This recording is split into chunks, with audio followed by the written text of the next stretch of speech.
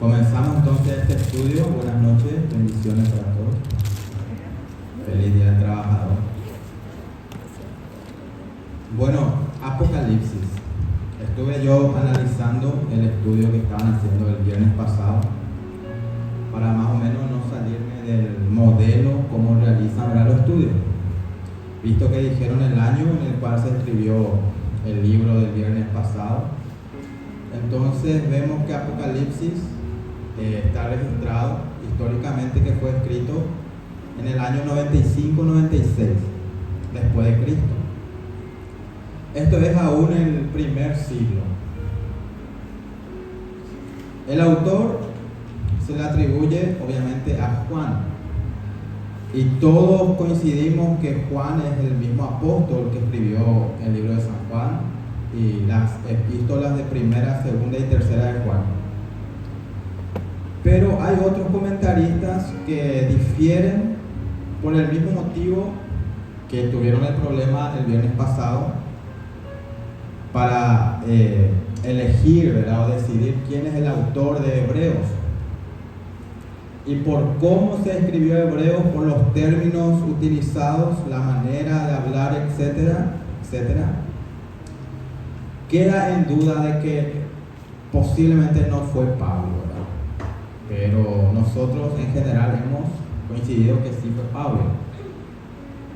Y estos escritos del cómo se escribe Apocalipsis es muy distinto a las expresiones que usa Juan en el libro de San Juan y en las 3 cartas que envió. Hijitos míos, y términos muy sentimentales, utilizando la palabra amor cientos y cientos de veces. Amémonos unos a otros como también Él nos amó.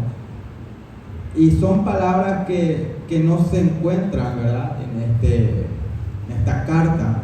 Por eso algunos historiadores asignan que este Juan mencionado acá en el libro de Apocalipsis era un presbítero, un líder de la época llamado en ese entonces Juan de Patmos, porque se encontraba en la isla de Patmos. Pero nosotros no vamos a quedar en duda en cuanto al autor. Particularmente estoy seguro que fue Juan, el apóstol, el discípulo amado. ¿Y por qué yo estoy seguro? Porque las expresiones de este libro, la manera de escribir, las citas, no fueron dadas por él ni salido de su mente como las cartas, ¿verdad?, que sí salieron de él. Él solamente fue un escritor, ¿verdad? O sea, tenía que escribir lo que el ángel le dictaba. Y esto tiene mucho sentido, porque Apocalipsis es un libro, si usted compara con Ezequiel, con Daniel, con Isaías y otros libros proféticos, encuentra que es igualito, es idéntico. Este libro para mí tendría que estar no ubicado aquí en el último libro, ¿verdad?, de la Biblia, sino que tendría que estar entre esos libros proféticos del Antiguo Testamento. Bueno, ¿está bien? Año de que se escribió, 95-96. Autor, hay una pequeña duda, ¿verdad? Muchos lo atribuyen a un Juan de Patmos, pero nosotros, por mayoría de votos, como decía Beba, nadie votó, pero ella dijo, creemos que fue Juan el apóstol. Pero hay una persona que emite esta carta, este libro de la profecía, y el emisario, si es que se dice así la palabra, es el mismo Señor Jesucristo, a través de un ángel, quien llegó junto a este hombre Juan a entregarle lo que Juan tenía la responsabilidad de escribir. Amén. Comencemos. Versículo 1, Apocalipsis. Tengamos en cuenta que tiene 22 capítulos. Entonces yo voy a calcular un promedio de 1 hora más o menos. Y ahí voy a cortar, ¿verdad? Por respeto al horario. No sé si vamos a ir al capítulo 2, capítulo 10, capítulo cuánto, pero hasta lo que da ese tiempo. Porque si no ya nos vamos a cansar. Amén. Dice Apocalipsis capítulo 1, la revelación ¿de quién? De Jesucristo, que Dios le dio para manifestar a sus siervos las cosas que deben suceder pronto. Y la declaró enviándola por medio de su ángel a su siervo Juan, que ha dado testimonio de la palabra de Dios y del testimonio de Jesucristo y de todas las cosas que ha visto. Bienaventurado el que lee y los que oyen las palabras de esta profecía y guardan las cosas en ellas escritas, porque el tiempo está cerca. Es muy importante ver que es el único libro prácticamente donde menciona que la persona que lee o que oye lo que está escrito en este libro es bienaventurado. Así es que usted y yo en esta noche somos bienaventurados, privilegiados de poder leer y poder estudiar este libro. Es importante mencionar lo siguiente: la época y el momento que estaba atravesando la iglesia cuando llega este libro era un tiempo aproximado de 30 años ya de durísima persecución. Conocemos a través de la historia que en el año 70 después de Cristo, Jerusalén, el templo fue destruido, comenzó una persecución sin precedente contra los cristianos, contra los judíos.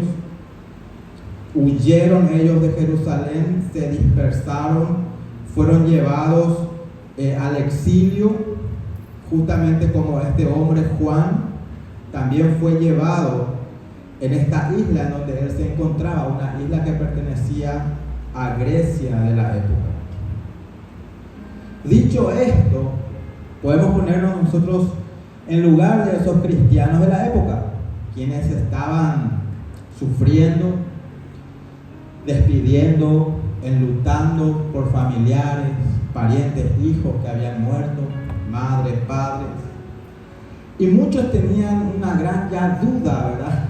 Una duda, ¿será que habrá resurrección? ¿Será que Cristo ya vino? ¿Será que Mateo 24 ya se cumplió lo que Jesús dijo y nos quedamos todos y estamos siendo atormentados?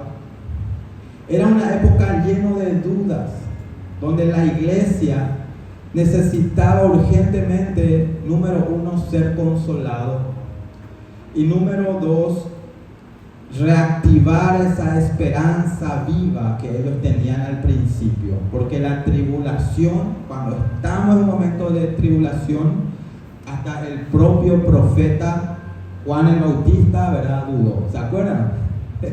¿Eres tú el Mesías?, se mandó a preguntar a Jesús, después de dedicar toda su vida a vivir en el desierto, etcétera, comer langostas, alimentarse de una manera extraña, después de bautizarle y después decir que él es el Cordero de Dios. Después ¿verdad? Dudó. Entonces era más o menos la condición de la iglesia en la época. Y Jesús tenía ya en su eterno propósito, en su eterno plan, entregar este libro. Y este libro Apocalipsis es un libro, prácticamente para entenderlo, es una recopilación de textos proféticos del Antiguo Testamento.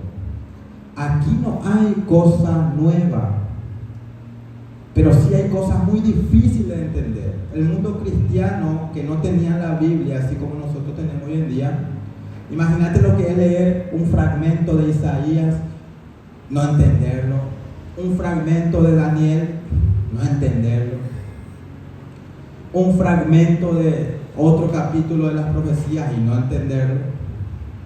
Era necesario que nuestro Señor nos entregue un compendio de o una extracción espectacular, ¿verdad?, de los fragmentos de las profecías bíblicas que estaban en el Antiguo Testamento, pero de una manera ordenada y resaltado a través de temas que él iba a tratar. ¿Me estoy explicando? Sí. Aquí no hay cosa nueva. Pocas cosas lo que se dice nuevo, pero después la mayoría tiene fundamentos sólidos o prácticamente se cita enteramente los dichos ya de las profecías de los profetas que vamos a ir desarrollando en breve. ¿Puedo contar algo? Adelante.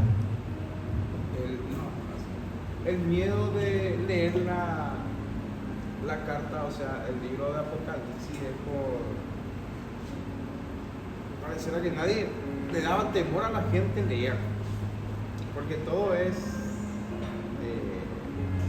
como que juicio, como que ira, y por ahí uno leía y catástrofe, y no quería, nadie quiere llegar a eso.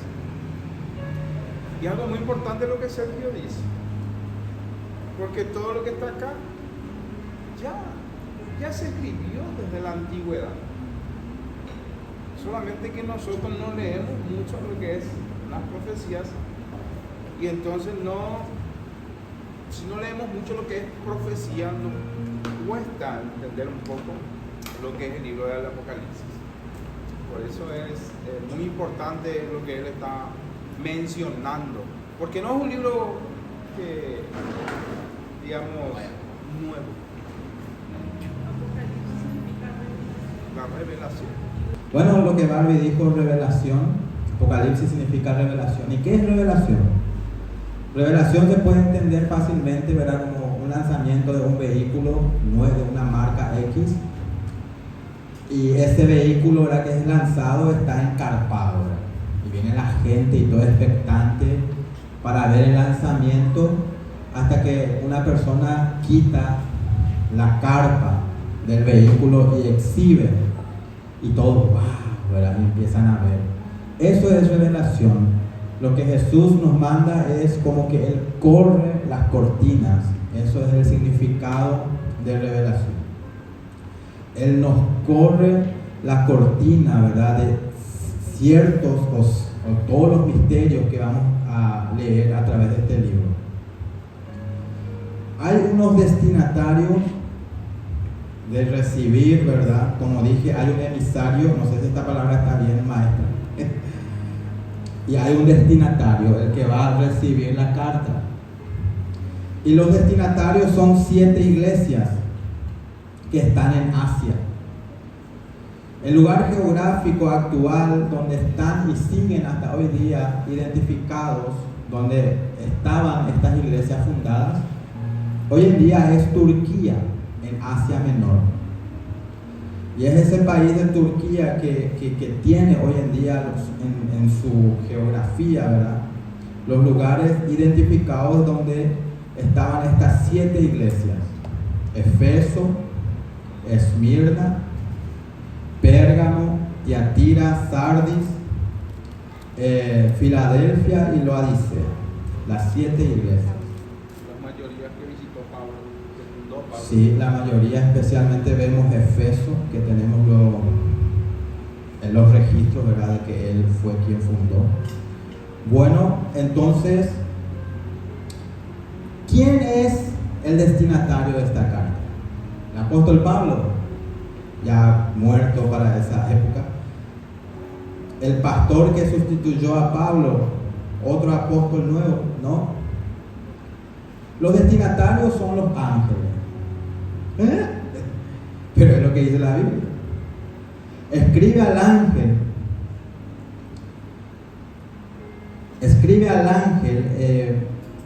¿Dónde comienza? Escribe al ángel, capítulo 2. Escribe al ángel de la iglesia que está en Efeso.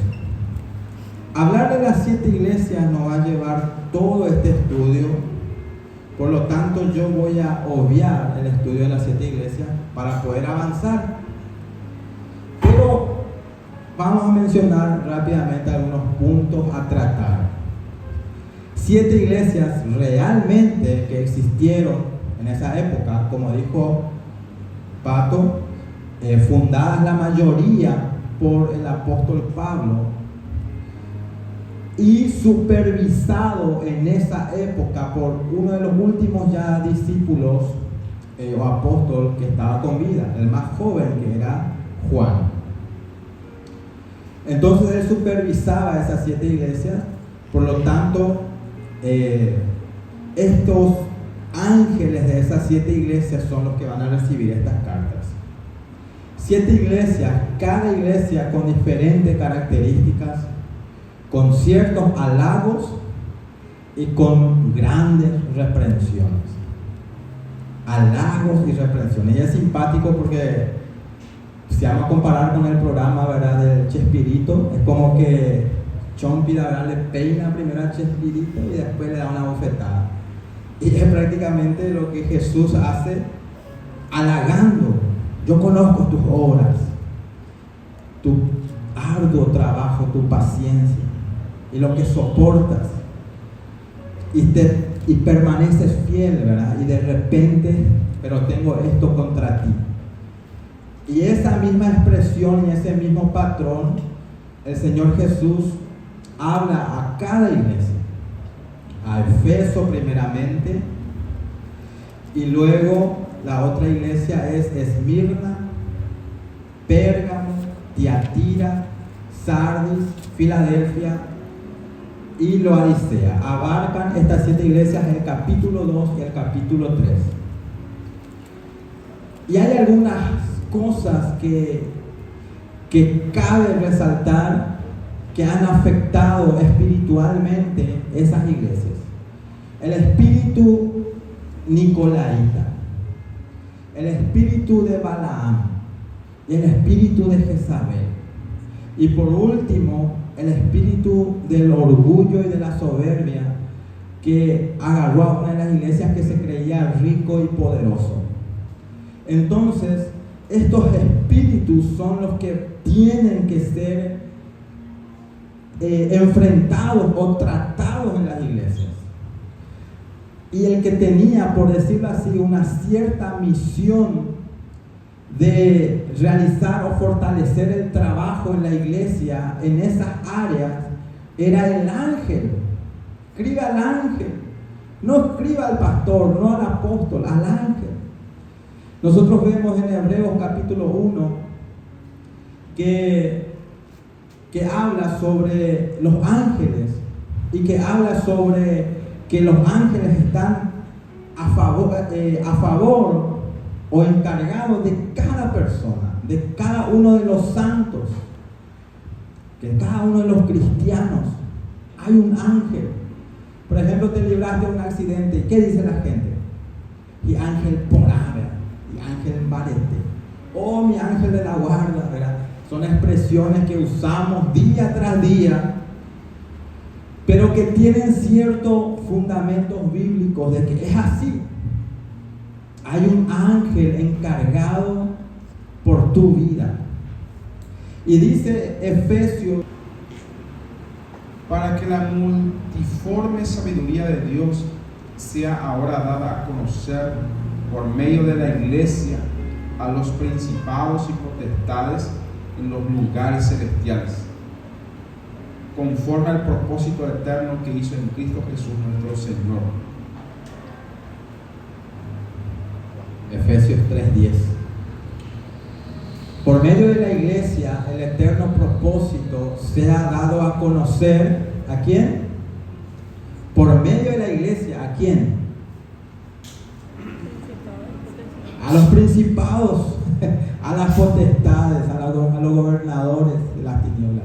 Por eso cuando el evangelio llega por primera vez en una región, los primeros que se enteran, ¿verdad? No solamente son las personas, no solamente una familia, son los demonios, vamos a llamarlo para entenderlo así. Son los ángeles caídos, son esos espíritus, principados, potestades.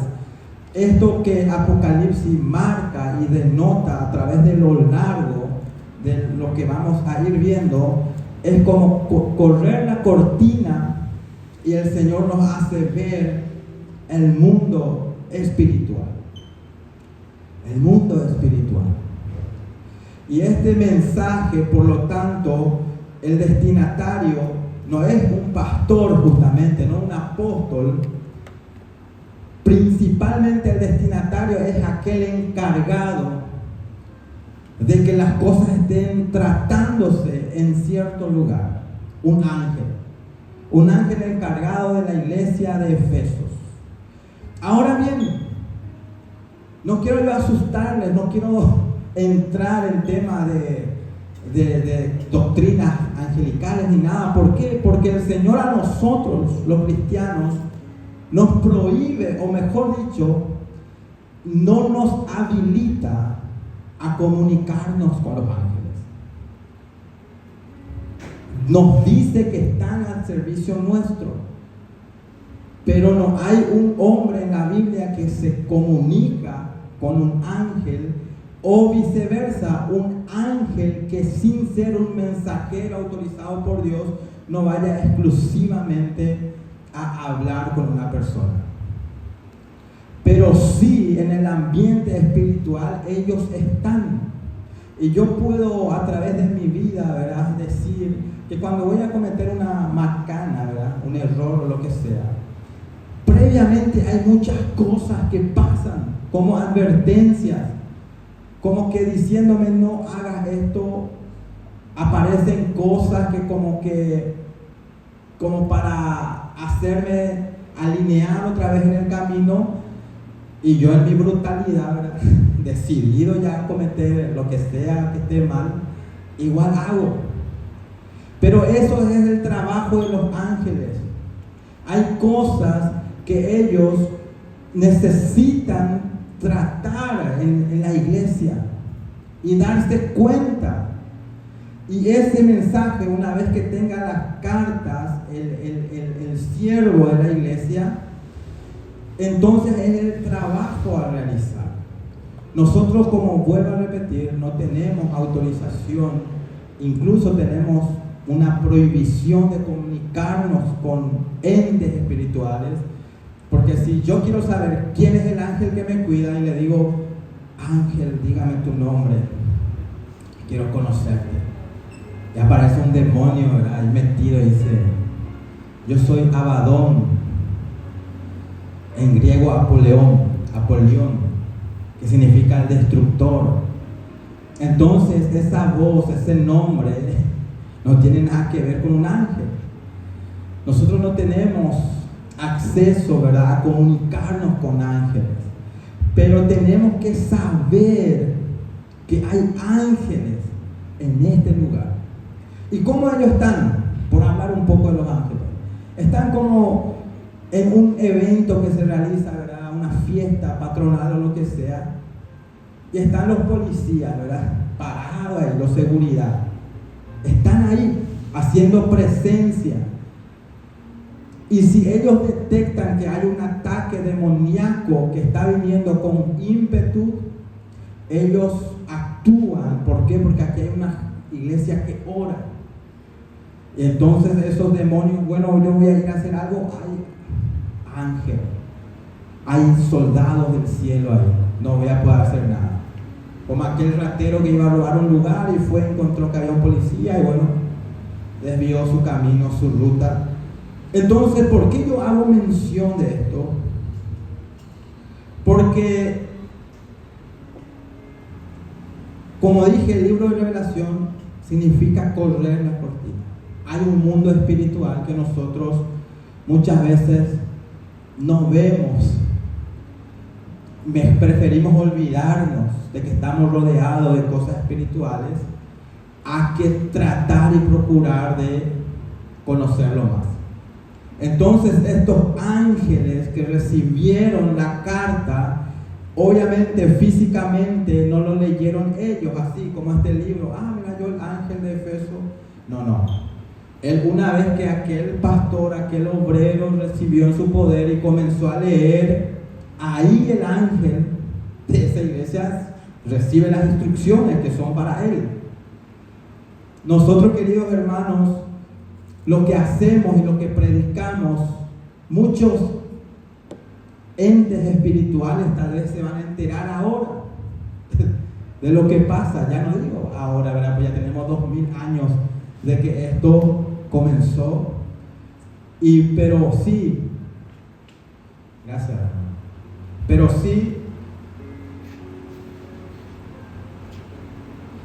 sí, hay demonios que van a temblar, que quieren evitar que tú conozcas ciertas cosas. Esto es meramente espiritual.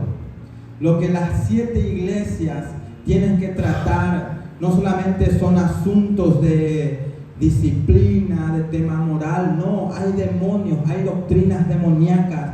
El espíritu del Nicolaíta, usted quiere saber qué es Nicolaíta, era un discípulo de la época, Nicolás, que luego, como predicó Edu una vez acá, sobre Demas, aquel hombre que estaba al lado de Pablo, pero amó el mundo y se apartó amando las cosas de este mundo. Así también Nicolás se apartó del camino y comenzó a enseñar mentiras. Comenzó a decir, como hoy en día se escucha ya en varias iglesias, no es tan malo el homosexualismo, el lesbianismo, no es tan malo. Igual se va a aceptar tarde o temprano. Y ese espíritu comenzó a meterse, a traer en la iglesia inmoralidad sexual, a promover el amor al dinero.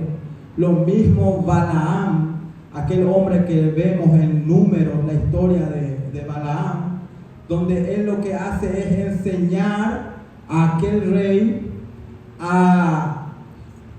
¿cómo se dice?, a corromper a través de sobornos, buscar a través de sobornos obtener una bendición de Dios, que es lo que nosotros vemos hoy en día en la iglesia. Pacta, me voy a meter en eso. Que hay un milagro que viene si es que das. Hay un espíritu de Balaam que ha infectado ya la iglesia, que nosotros muchas veces no percibimos, ni siquiera oramos, porque no estudiamos, no conocemos. Y el otro espíritu que se metió en esta iglesia es el espíritu de aquella mujer, Jezabel, que hace que los hombres, ¿verdad?, caigan. Y Jezabel está caracterizada por la seducción, el sensualismo. Y eso podemos decir y citar muchas cosas para decir que el espíritu de Jezabel está metido en la iglesia. Bueno, capítulo 1, capítulo 2 y 3 son los capítulos de Apocalipsis que hablan de las 7 iglesias.